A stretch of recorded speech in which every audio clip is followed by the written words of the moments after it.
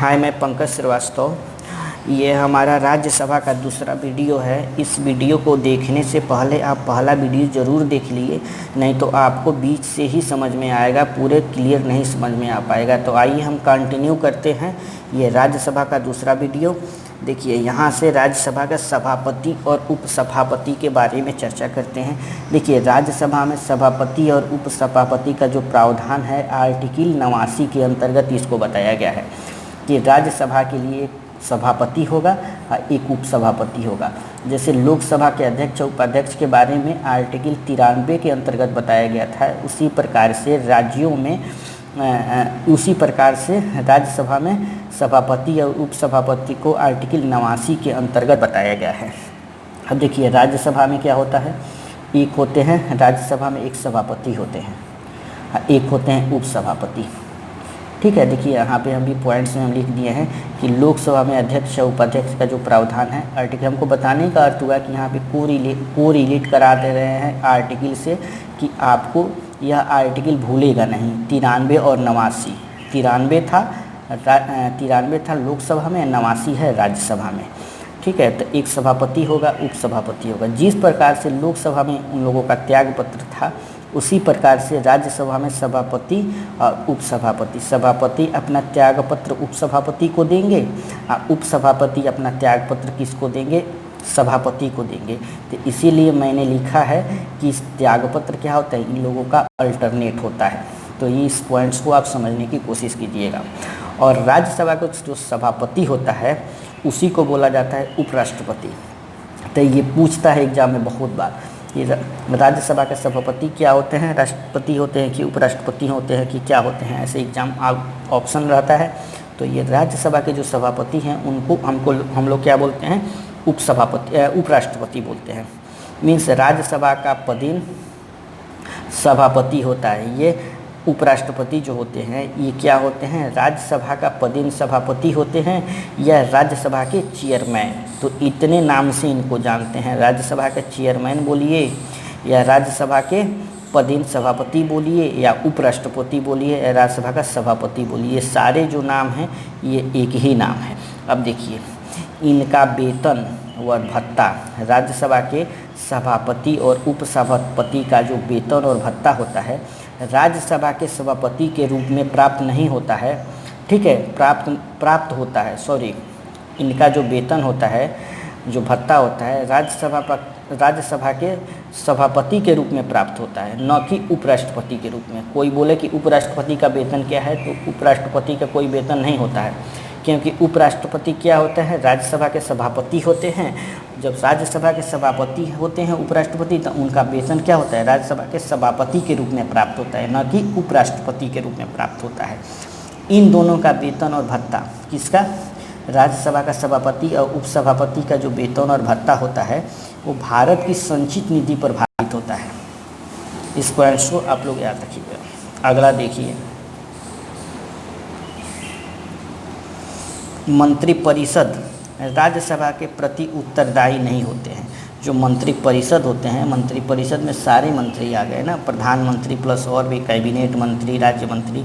वो बोल रहा है कि मंत्रिपरिषद राज्यसभा के प्रति उत्तरदायी नहीं होते हैं।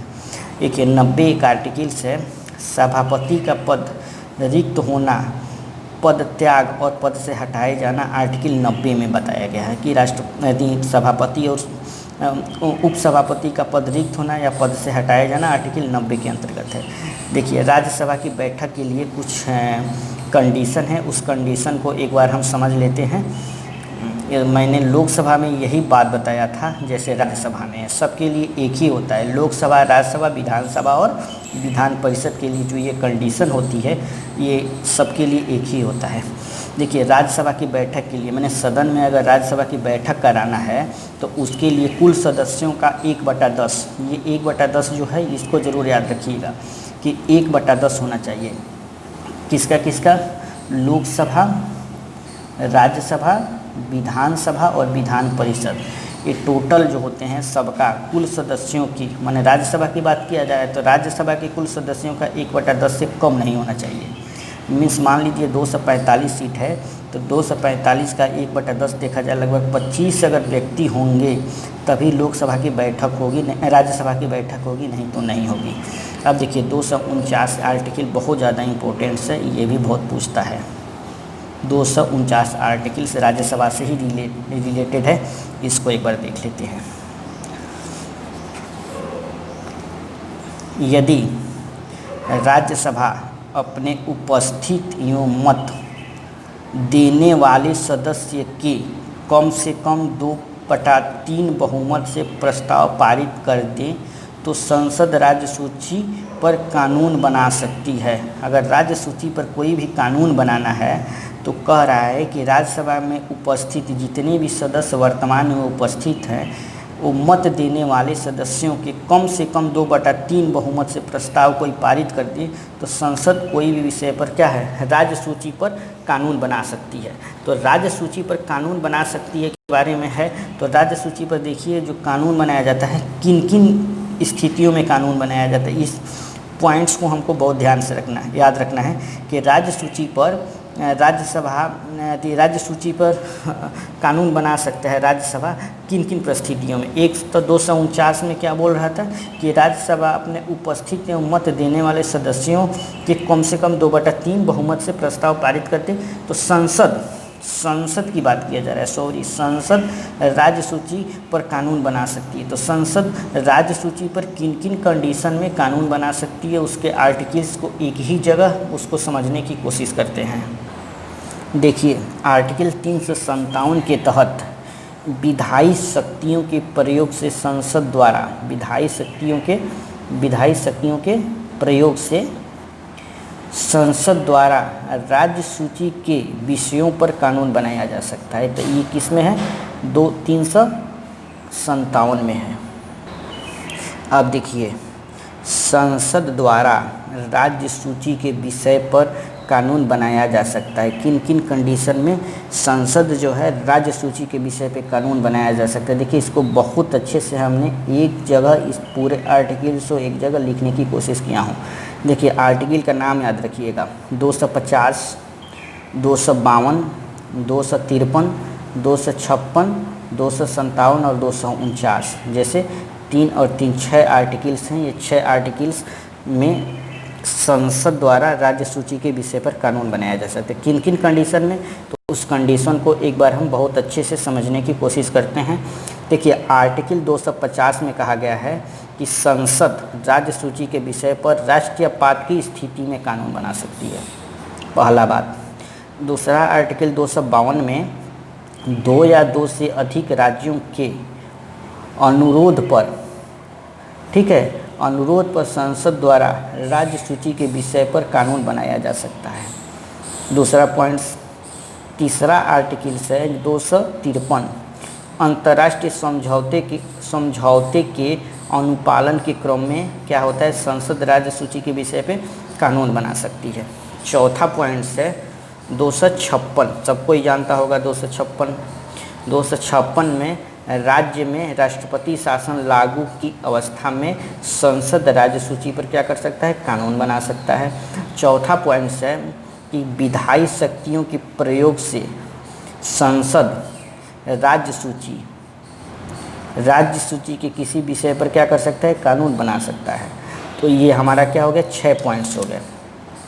देखिए पॉइंट्स में हम यहाँ पे ये पॉइंट्स बताते हैं कि राज्यसभा का पदेन सभापति उपराष्ट्रपति होता है, ये पहले भी हमने बता चुका है अगले पॉइंट्स में, और वह राज्यसभा का सदस्य नहीं होता परंतु उसका निर्वाचन संसद के दोनों सदनों के सदस्यों द्वारा होता है। मीन्स कहने का अर्थ हुआ है कि राज्यसभा का जो पदेन सभापति उपराष्ट्रपति होता है वह राज्यसभा का क्या होता है, सदस्य नहीं होता है, परंतु जो उसका निर्वाचन होता है संसद के दोनों सदनों द्वारा किया जाता है। यहाँ पे बोल रहा है कि लोकसभा प्लस राज्यसभा दोनों के निर्वाचन में मतदान का अधिकार किसको है, लोकसभा तथा राज्यसभा में दोनों में मतदान का अधिकार जो है वो राज्य विधानमंडल के निम्न सदन विधानसभा के निर्वाचित सदस्यों को लोकसभा में एक नागरिक के तौर पर मतदान देने का अधिकार है तथा राज्यसभा में 80 के 4 के तहत क्या है, मतदान देने का अधिकार है। तो इस पॉइंट्स को आप अच्छे से समझ लीजिएगा। अब आगे देखते हैं, यहाँ पे बोल रहा है कि सर्वप्रथम राज्यसभा का जो गठन हुआ था 3 अप्रैल 1952 को हुआ था, बट उसकी जो पहली बैठक हुई थी, गठन और बैठक जरूर याद रखिए, एग्जाम में पूछ देता है। गठन की बात किया जाएगा तो 3 अप्रैल 1952 बताएंगे, अगर बैठक की बात किया जाए तो 13 मई 1952 बताएंगे। अब देखिए यहाँ पे है एक पॉइंट कि एक दिन में लोकसभा में अतारांकित प्रश्नों को तथा तारांकित प्रश्नों की संख्या जो पूछे जाते हैं वो कितने होते हैं। तो देखिए लोकसभा में तारांकित प्रश्नों की संख्या 20 होती है और तारांकित प्रश्नों की संख्या क्या होती है, 230 होती है। यह लोकसभा में, राज्यसभा में नहीं, लोकसभा में। तो लोकसभा में एक दिन में तारांकित प्रश्न कितने पूछे जाते हैं, तो 20 पूछे जाते हैं, और तारांकित प्रश्न कितने पूछे जाते हैं, तो 230 पूछे जाते हैं। लेकिन राज्यसभा की अगर बात किया जाए तो राज्यसभा में हम एक बार देखते हैं कि राज्यसभा की क्या कंडीशन है। देखिए राज्यसभा में एक दिन में पूछे गए प्रश्न कितने होते हैं, तारांकित प्रश्नों की संख्या बताया जाए तो कोई सीमा नहीं होती है कि कितने तारांकित प्रश्न राज्यसभा में पूछे जा सकते हैं। लेकिन अतारांकित प्रश्नों की जो संख्या हो मैक्सिमम 200 प्रश्न पूछे जाते हैं किसमें, राज्यसभा में। लेकिन लोकसभा में बताएं तारांकित प्रश्नों की संख्या, इस पॉइंट्स को याद रखिएगा, कितने पूछे जाते हैं, तो 20 पूछे जाते हैं। और तारांकित प्रश्न कितने पूछे जाते हैं, तो 230 पूछे जाते हैं। लेकिन राज्यसभा में जैसे हम आते हैं तो तारांकित प्रश्नों की कोई सीमा नहीं है। एग्जाम में पूछ लिया जाता है कि राज्यसभा में कितने तारांकित प्रश्न पूछे जाते हैं, 10, 20, 30, इनमें से कोई नहीं, चाहे कोई सीमा नहीं, तो इनका कोई सीमा नहीं है। लेकिन अतारांकित प्रश्न लगभग अधिकतम 200 पूछे जा सकते हैं। अतारांकित प्रश्न, जो अतारांकित प्रश्न पूछे जाते हैं उनका उत्तर 10 से 20 दिन का टाइम दिया जाता है कि आपके जो अतारांकित प्रश्न है उसका उत्तर 10 से 20 दिन के अंदर में दिया जाएगा। एक बार देख लेते हैं कि तारांकित प्रश्न और अतारांकित प्रश्न क्या होता है। देखिए तारांकित प्रश्न की बात किया जाए तो तारांकित प्रश्न वह प्रश्न होता है जिसका उत्तर मंत्रियों को मौखिक रूप से देना पड़ता। इसमें मंत्रियों से पूरक प्रश्न और अनुपूरक प्रश्न पूछे जाते हैं। मीन्स तारांकित प्रश्न में पूरक प्रश्न और अनुपूरक प्रश्न पूछने का क्या है, आदेश है कि आप पूरक और अनुपूरक प्रश्न पूछ सकते हैं। लेकिन अतारांकित प्रश्नों में अतारांकित प्रश्न का उत्तर लिखित रूप से दिया जाता है। तो पूछता है मौखिक रूप और लिखित रूप। ये पॉइंट्स को आप याद रखिए कि मौखिक रूप और लिखित रूप। तो मौखिक जो प्रश्न पूछा जाता है तारांकित प्रश्नों में मौखिक रूप से उत्तर मंत्रियों को मौखिक रूप से देना पड़ता है। लेकिन अतारांकित प्रश्नों में अतारांकित प्रश्नों का जो उत्तर है लिखित रूप से देना पड़ता है। इसमें अनुपूरक प्रश्न नहीं पूछे जाते हैं। तो किसमें अनुपूरक प्रश्न पूछे जाते हैं, तो पूरक प्रश्न और अनुपूरक प्रश्न पूछे जाते हैं तारांकित प्रश्नों में। लेकिन अतारांकित प्रश्नों में केवल पूरक प्रश्न पूछे जाते हैं, अनुपूरक प्रश्न नहीं पूछे जाते हैं। तो ये हो गया हमारा तारांकिक और अतारांकिक। अब यहाँ पे देखिए आर्टिकल संयुक्त अधिवेशन, आर्टिकल 108 संयुक्त अधिवेशन राष्ट्रपति द्वारा 3 स्थितियों में बुलाया जा सकता है। संयुक्त अधिवेशन की जो प्रावधान है आर्टिकल 108 के अंतर्गत है। इस संयुक्त अधिवेशन राष्ट्रपति द्वारा 3 स्थितियों में बुलाया जाता है। पहला स्थिति क्या है कि विधेयक एक सदन से पारित हो गया है और पारित होने के बाद दूसरे सदन में जाए तथा दूसरा सदन विधेयक बिल को अस्वीकार कर दे। मीन्स कहने का अर्थ हुआ कि सदन में कोई विधेयक पास हुआ, लोकसभा से विधेयक पास हुआ, राज्यसभा में गया, राज्यसभा ने उसके अस्वीकार कर दिया। तो एक सदन से पास होने के बाद दूसरा सदन क्या कर दे, उसको अस्वीकार कर दे।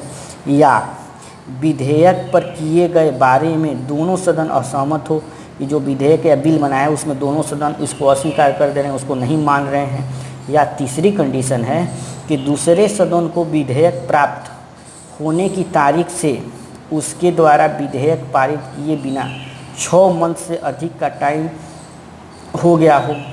ठीक है, तो दूसरे सदन को विधेयक प्राप्त होने की तारीख से उसके द्वारा विधेयक पारित किए बिना 6 मंथ का टाइम वो ले लिया हो। तो इन तीनों कंडीशन में क्या होता है कि संयुक्त अधिवेशन राष्ट्रपति द्वारा बुलाया जाता है उन दोनों को कि आप लोग आइए और उस पर राष्ट्रपति क्या करेंगे, चर्चा करेंगे, उस पर बहस करेंगे। भारतीय इतिहास में अब तक 3 बार, इस पॉइंट्स को याद रखना है, ये इम्पोर्टेंट पॉइंट्स है कि भारतीय इतिहास में अब तक 3 बार संयुक्त अधिवेशन का आहूत किया गया है। किसके द्वारा? राष्ट्रपति के द्वारा। देखते हैं लोकसभा तथा राज्यसभा की प्रथम संयुक्त बैठक जो हुई थी 1961 में हुई थी, जो संयुक्त अधिवेशन राष्ट्रपति के द्वारा बुलाया जाता है। देखिए, जो राष्ट्रपति के द्वारा 3 बार जो संयुक्त अधिवेशन बुलाया गया है, कब कब बुलाया गया है? देखिए, जो प्रथम संयुक्त अधिवेशन जो लाया गया था वो दहेज प्रतिबंध अधिनियम 1959 ये पारित हुआ था। पारित वाला जो सन है वो हमको याद रखना है। ये पारित कब हुआ था? 1961 में। तो पहला जो संयुक्त अधिवेशन बुलाया गया था वो दहेज प्रतिबंध को लेके था 1961। दूसरा जो था वो बैंकिंग सेवा आयोग अधिनियम विधेयक 1977, ये पारित कब हुआ? तो 1978 में ये पारित हुआ था, दूसरा बैंकिंग सेवा। तीसरा क्या है? तीसरा है हमारा आतंकवाद निवारक अध्यादेश, जो पोटो है, प्रिवेंटियल ऑफ टेररिज्म ऑर्डिनेंस, ये लाया गया था 2002 में, पारित भी हुआ था ये 26 मार्च 2002 को। तो ये डेट ज़रूर याद रखिएगा कि आतंकवाद निवारक अध्यादेश कब पारित हुआ था? तो 26 मार्च 2002 को।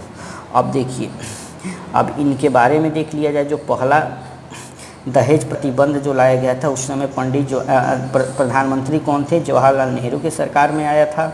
दूसरा जो था बैंकिंग सेवा आयोग अधिनियम मोरारजी देसाई की सरकार में लाया गया था। और तीसरा जो है आतंकवाद निवारक अध्यादेश पोटो, ये अटल बिहारी वाजपेयी के सरकार में आया था। अब देखिए, संयुक्त अधिवेशन के बारे में थोड़ा सा और देखते हैं हमने एक एक पॉइंट्स को क्लियर किया है कि एग्ज़ाम में कोई भी ऐसा पॉइंट्स ना हो कि जिससे क्वेश्चन ना बनते हों और क्वेश्चन ना पूछे गए। सारे पॉइंट्स को हमने कवर किए हैं।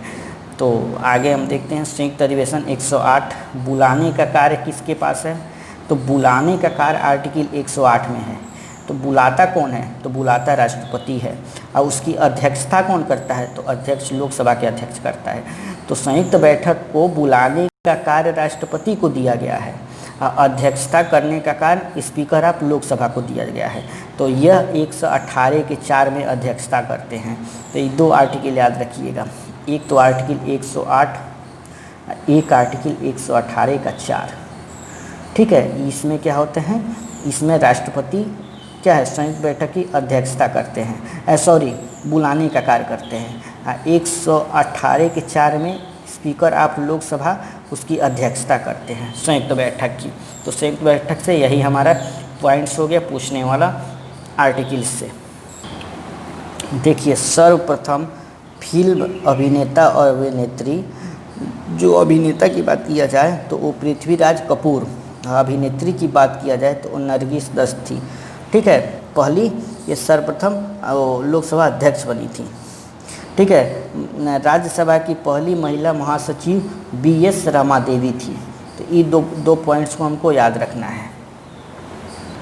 चलिए ठीक है, अब अगला नेक्स्ट वीडियो में हम धन विधेयक राज्यसभा पे से जितने भी अगला पॉइंट्स है उसको कवर करने की कोशिश करेंगे कि जो ये राज्यसभा का वीडियो है 3 से 4 वीडियो में राज्यसभा के पूरे पॉइंट्स जितने भी अभी तक PCS लेवल तक में जितने पॉइंट्स पूछे गए हैं सारे पॉइंट्स को समझाने की कोशिश कर रहा हूँ और उसको कवर करने की कोशिश कर रहा हूँ। तो अगले वीडियो में हम देखते हैं धन विधेयक।